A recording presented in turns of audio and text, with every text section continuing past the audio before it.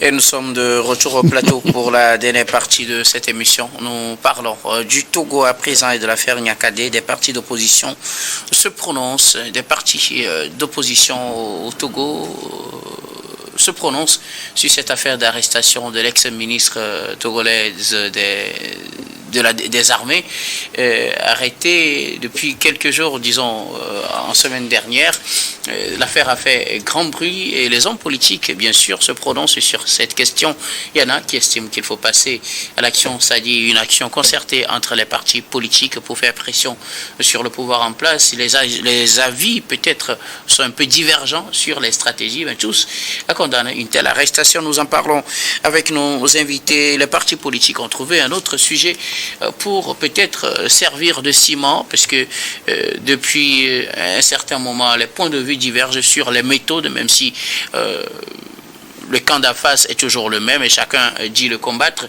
Les méthodes ont différé, mais avec cette affaire, il y en a qui commencent par se concerter, ou du moins ce qui appelle à des actions concertées. Nous en parlons avec nos invités, vous le savez. Et pour le quatrième sujet, la parole est à qui veut la prendre en premier pour ses observations. Chers invités, elle est à vous. Ok. Pasteur Edo. Merci. Vous savez, Niakate n'est pas...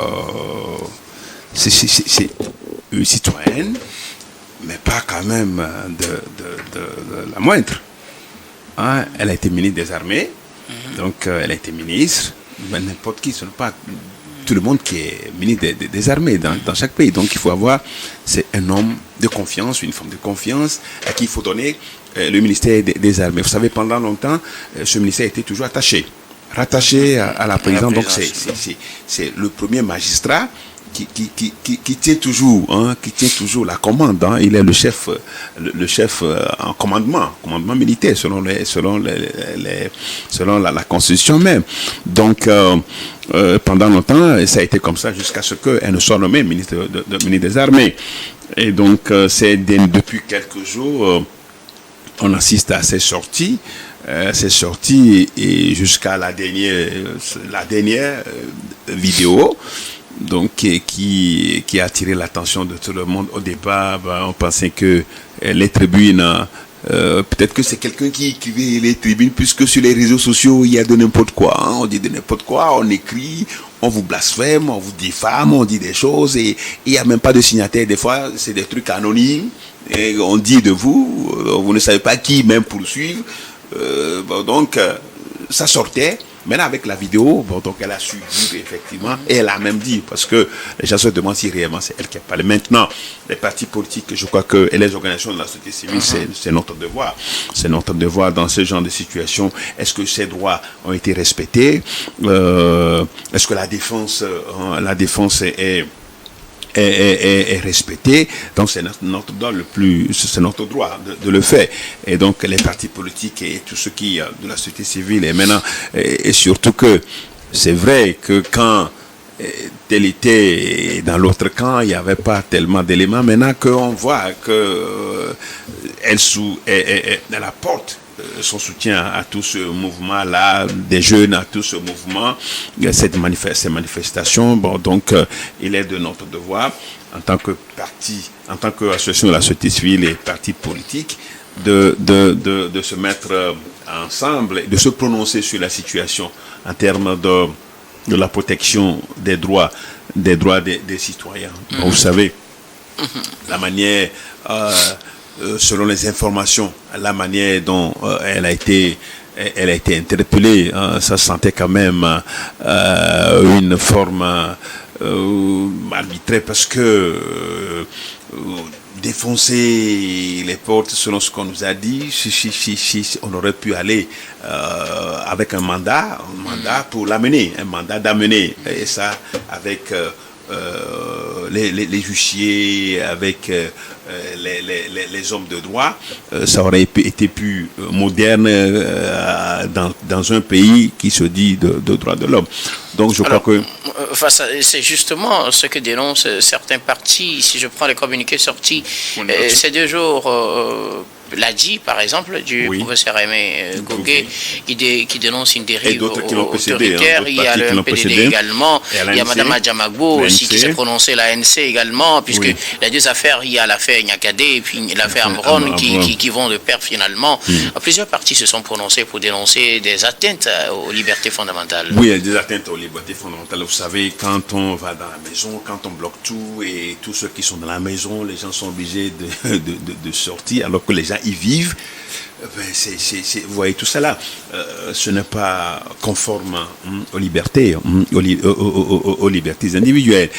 Donc, je crois que c'est ça, c'est cette méthode-là, c'est-à-dire quand on veut agir dans une affaire, il faut quand même qu'on l'habille, il faut qu'on l'habille de certaines commodités, enfin, de respect, en termes de respect. Donc, quand on ne le fait pas, c'est ça qui donne mauvaise image, puisqu'on avait tout le temps d'aller l'appréhender selon les méthodes de l'art. Selon les méthodes de l'art, si on le fait, il y aura pas de problème. Maintenant, il serait question de voir sa défense. Ça n'a pas été le cas. Et même, qu'est-ce qu'on reprocherait même à son fils qui a été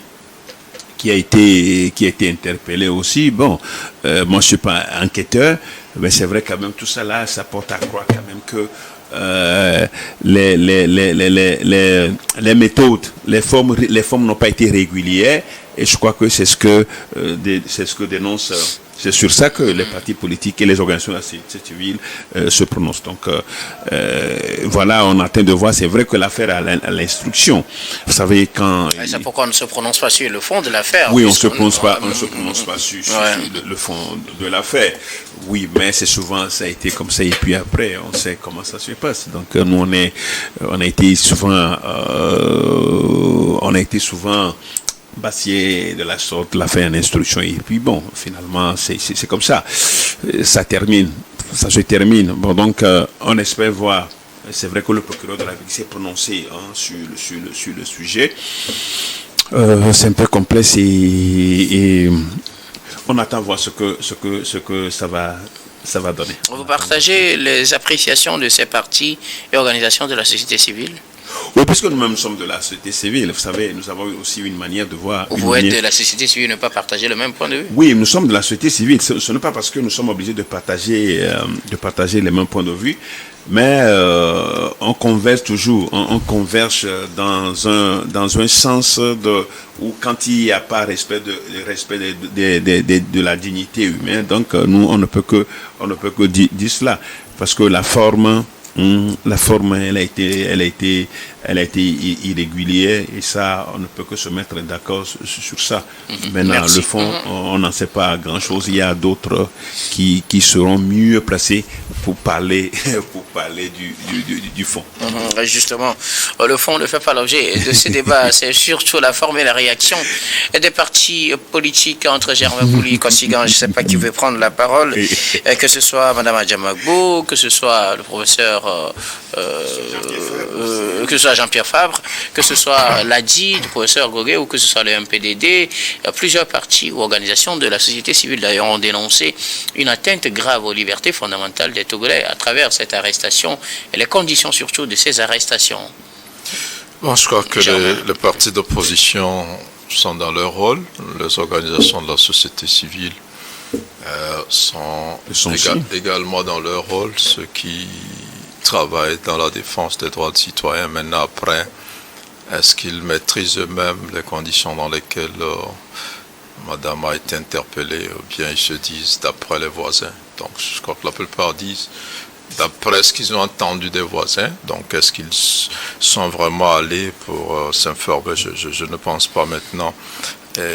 L'inquiétude première... Les voisins sont les témoins, alors. Oui, est-ce qu'ils sont même allés demander vers aux les voisins? Voilà, bon, vous savez ce qui est dit sur les réseaux sociaux, tout le monde le répète comme s'il était allé chercher l'information. Ça a été public, hein? Oui, moi je discutais avec quelqu'un qui me disait, je dis, mais est-ce qu'il était? Il dit non. Je dis, mais bon, après, ce qu'on a dit, ça peut ne pas être ça. Maintenant, je crois que les personnes interpellées ont des avocats. Eux, ils sont mieux placés d'ailleurs.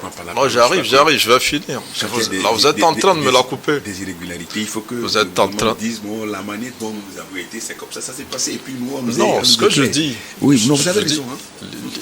L'idéal, c'est que leur droit de défense soit garanti, qu'ils soient accompagnés, qu'ils soient assistés par des avocats. Voilà. Maintenant, si la façon dont ils ont été interpellés est illégale, les avocats vont pouvoir soulever ça dans leur... Voilà, maintenant, quand même nous, les journalistes, on n'est pas plus informés que ceux qui s'expriment sur cette affaire. Parce qu'il n'y a pas eu beaucoup de journalistes qui étaient sur ces lieux-là pour avoir l'information. Vous voyez, donc, ça vient même beaucoup plus de l'extérieur. Vous allez voir que c'est des gens à l'extérieur qui vous informent sur ce qui se passe au Togo. Et tout ça, il faut prendre aussi avec les pincettes. Maintenant, c'est une affaire assez regrettable parce que moi, dès le début, quand elle a commencé à publier cette tribune, je me disais, mais voilà, il y a une dissidente qui veut sortir du parti au pouvoir, qui veut peut-être suivre les traces d'Aguiome Kodjo, de Daoukou Péré à l'époque, qui dénonçait en leur temps des choses qui se passaient au sein du RPT d'alors. Mais quand elle a pris certaines positions qui n'avaient plus rien des propos des acteurs politiques traditionnels, donc je crois que par exemple Pasteur Edo est là avec son mouvement Martin Luther King, il dénonce beaucoup de choses, mais vous n'allez pas l'entendre dire certaines choses qu'on a entendues ces derniers temps, de la bouche de certaines personnes.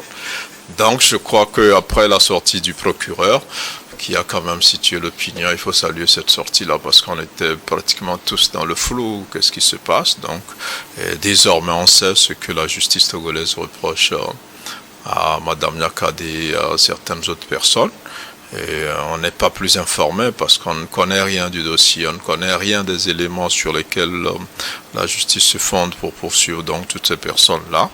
Et il va falloir être patient et attendre un peu plus peut-être à l'ouverture d'un procès, un procès qui sera public, au cours duquel donc on pourra mieux en savoir dans cette affaire maintenant, à la lecture quand même de tout ce qu'on a pu entendre de Mme Nyakade. On peut se dire quand même que par endroit elle est allée un peu fort quand même, vous savez, et dans nos pays, et quand on fait la politique,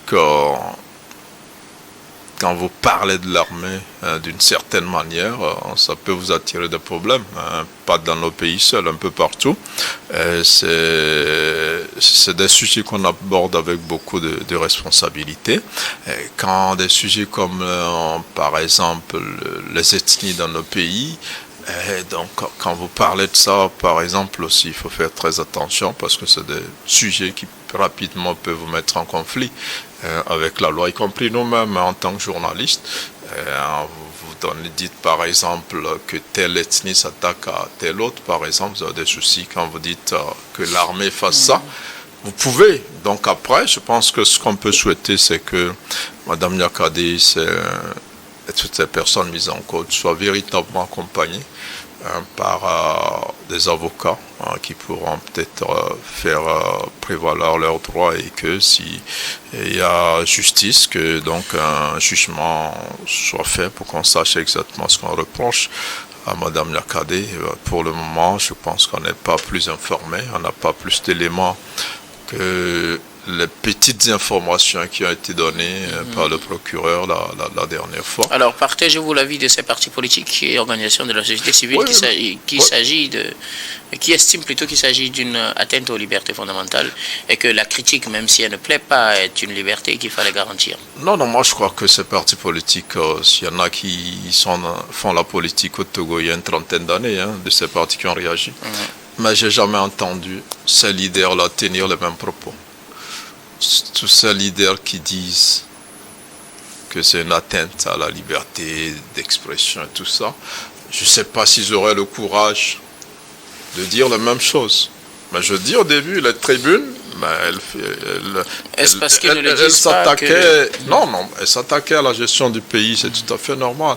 Elle a même parlé de la dette, même si par endroit elle se trompe, c'est pas grave, elle donnait son point de vue. Mais les opposants, Nathaniel Olympio par exemple, Et régulièrement, il parle de la dette du Togo et de certaines choses. Est-ce qu'il a un souci par rapport à ça? Pasteur Edo, Jean-Pierre Fabre et tous. Donc je dis, au début, je pensais que c'était une dissidente du NIR qui venait faire la politique. Pour moi, elle sortait du NIR pour aller peut-être créer un parti politique et peut-être aller aux élections très prochainement et tout ça. Mais on a vu que ça a pris quand même une autre tournure et en s'associant aussi à un mouvement qui appelait vraiment ouvertement à déstabiliser le pays. Vous savez un peu ce que ça peut donner. Donc maintenant, on n'a pas plus d'éléments que ce que le procureur a communiqué. On attend beaucoup plus d'en savoir. Merci beaucoup, Germain Pouli, Robert Kossigan à côté. Est-ce une atteinte aux libertés fondamentales? L'affaire, excusez-moi, l'affaire est pendante devant la justice. Bien donc sûr. moi, Je parle des conditions d'arrestation, bien sûr. Non, vous savez, je ne veux pas opiner sur les conditions de son arrestation et tout. Puisque c'est ce qui fait la réaction, ce qui Oui, suscite les la partis réaction des politiques partis sont dans leur politiques. rôle, la société civile est dans leur rôle, et donc je voudrais prier la justice pour qu'on respecte ses droits, surtout son droit à la défense, et que son intégrité physique soit préservée. Voilà, et donc que la loi soit dite. Ouais. Maintenant, de l'autre côté, je voudrais demander à tous les politiques, de tous bords, d'aller à l'école d'une seule chose, la patience. Il faut être patient. Quand vous êtes patient en politique, même après des décennies, ce que Dieu a écrit sur votre destin se passera. Et donc, soyez patients et puis adoptons aussi la plupart du temps la justice africaine.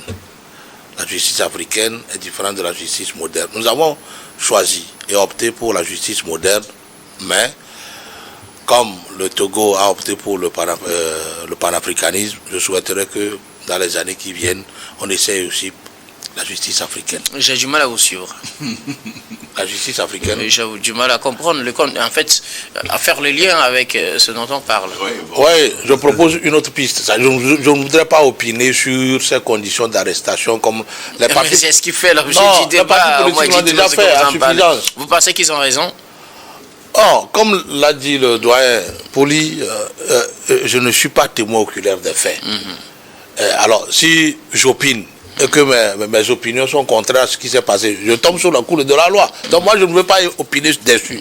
Mais je conseille à nous les Africains d'adopter la justice africaine qui consiste à s'asseoir le matin et régler nos différends entre nous. Non, je crois que, Oui, pasteur. je crois qu'on doit s'assumer en tant qu'un analyste politique. Ne pas forcer. Ne pas forcer.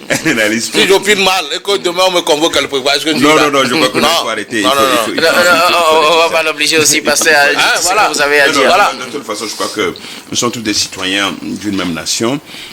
Quand peut-être que ce qui arrive à l'un aujourd'hui peut nous arriver demain. Et il faut des gens pour opiner sur ça, pour pouvoir défendre, même si ce n'est pas les avocats. Il y a des idées qu'il faut émettre. La justice va faire son travail, après on avisera. Non, je crois que si on est comme ça dans une démocratie, on veut l'appliquer comme ça, ce n'est pas tout à fait normal. Mais vous avez votre droit le plus absolu. Ça, c'est mon droit. Non, vous avez votre droit le plus absolu. Vous avez les autres. Nous, on a décidé d'opiner sur le sujet parce qu'on s'assume. On s'assume et ça ne nous fait pas on n'a pas peur de quoi que ce soit. Donc, nous on informe les citoyens par rapport à la forme, puisque nos avis concernant le fond, je crois qu'on ne pourra pas y arriver. Ça, c'est aux mains de la justice. Aux mains de la justice. Et les conditions, il faut que notre école, notre processus de démocratie et de l'État puisse avancer. Et que, je l'avais déjà dit, il y a des situations qu'il faut habiller de manière à ce que quelqu'un qui regarde ça, dit, ça a été bien fait, la forme a été régulée. C'est vrai que, j'ai dit tout à l'heure, qu'il y a des témoins qui ont donné d'autres versions des faits, mais d'autres témoins aussi disent autre chose que ce que les gens ont dit. Donc, de toutes les façons, ce qui est, c'est que et ce n'est pas lui seul qui a été arrêté dans cette condition. Moi-même, nous au mouvement Martin Luther King aujourd'hui, il y a 2 de nos membres qui sont interpellés, pas dans ce cadre, mais qui ont été interpellés parce qu'on estime qu'ils ont parlé, qu'ils ont dit des choses dans des groupes qui sont là aujourd'hui, qui sont en prison aujourd'hui. Bon, donc, je crois que cette manière de procéder à des arrestations dans une crise où on se dit tout le monde, c'est comme si nous tous nous sommes en prison, comment on appelle, des prisonniers, des prisonniers ambulants, donc ça peut arriver à tout le monde. Donc je dis que si nous avons opté pour la démocratie, il faut respecter aussi certains principes, les principes les plus élémentaires, pour que nous puissions avancer dans notre démocratie. C'est de cela il s'agit, et c'est pourquoi c'est très important. Mais il est aussi de notre devoir, il est aussi de notre devoir de citoyen de savoir opiner sur des sujets. Non, je crois que ah oui, vous savez, il n'y a pas de feu, il n'y a pas de feu, il n'y a pas de fumée sans feu. Vous avez choisi de ne pas opiner. Laissez les autres qui veulent opiner. Je vous donne aussi les sillages par lesquels vous devez opiner. Et attendez aussi votre tour. Non, vous n'allez pas. Oui, vous voulez opiner, sachez les cadres dans les cadres. Oui, on nous a tout donné, tout n'est pas utile. Robert Kosigan Akété, vous avez donné votre raison pour ne pas vous prononcer, on le respecte et permettez effectivement. J'ai dit sur le plateau parce que ça concerne. Il prend trop de temps, donc je voudrais placer mes mots. Merci, c'est bon. Je ne sais pas si Germain a quelque chose à ajouter sur la question avant qu'on termine cette émission. Germain? Non, ce que j'ai peut-être à dire, c'est déjà de faire attention aujourd'hui par rapport aux réseaux sociaux, parce qu'on en parle à l'Assemblée générale de l'ONU tout à l'heure. La question des réseaux sociaux est venue à cette Assemblée, parce que c'est un outil qui agit beaucoup contre la stabilité de nos pays. Il y a une certaine liberté que les gens se donnent quand ils sont sur leur téléphone. Aujourd'hui, le téléphone est en même temps une caméra. Et quand vous l'allumez, vous pouvez être suivi par des millions de personnes. Plus que n'importe quel média au monde aujourd'hui. Et c'est une force que le citoyen sous-estime. Et quand vous pouvez être suivi par autant de personnes, c'est que vous avez une influence et donc vous devez avoir une responsabilité par rapport à tout ce que vous allez diffuser. Et je crois que c'est pour ça qu'aujourd'hui, plusieurs personnes ont des petits soucis. Et je souhaite vraiment que les organisations qui travaillent, peut-être Martin Luther King et d'autres, travaillent sur la formation des citoyens, sur l'usage des réseaux sociaux. Vous savez, beaucoup de personnes sont induites en erreur par les réseaux sociaux. Oui. Vous avez des gens virtuels qui vous encouragent dans certaines choses et qui ne seront jamais là quand vous serez appelé à répondre. Vous serez surpris de vous retrouver seul, ou à peine à 10 ou 15 personnes, on en a vu le 30 août. Certains sont retrouvés avec 15-20 personnes alors qu'ils s'attendaient à avoir plusieurs milliers de personnes autour d'eux. Donc c'est assez complexe. Et le sujet est venu à l'Assemblée générale des Nations Unies. C'est un sujet qui a un caractère mondial. Et dans nos pays, avec l'évolution de la technologie, avec la digitalisation, le numérique aujourd'hui, l'IA et tout ça, je crois que très rapidement, il va falloir que certaines organisations se spécialisent dans la formation et la sensibilisation de la jeunesse à l'usage de ces outils-là. Merci beaucoup à vous tous pour vos contributions. Nous arrivons pratiquement à la fin de ce numéro de Regards croisés, mais avant de nous séparer, notre habituel dernier tour de table, ce sera pour vos mots de fin sur un sujet de votre choix. Je recommence par vous, Robert Kosigan Akété. Je voudrais inviter toutes les filles et les fils de Anna Mekbodji que le 28 septembre, le dimanche prochain, ils sont tous invités à venir participer et prêter main forte au chef Guinfio, Kankwe 2, qui fête son 5e anniversaire à la tête de la chefferie traditionnelle de Anna Mekbodji. Donc tous sont invités, par docteur, l'ambassadeur de l'AES, pourquoi pas le grand frère Pouli. Tout le monde est invité pour venir alors. Et puis nous sommes dans les périodes de fête PEP, en milieu gain. Donc voilà, venez, la fête vous attend le 28 septembre prochain à Anna Mekbodji Tobe Kankwe est à bras ouverts pour vous accueillir. Merci. Merci beaucoup à vous, Robert Kosigan Akété. Vous êtes analyste politique et président de l'AJD Alliance Jeunesse Développement. Merci d'être passé sur ce plateau. Docteur Egno, je vous remercie. Merci beaucoup. Egno, je vous dis, c'est le miel. C'est le miel. Merci beaucoup.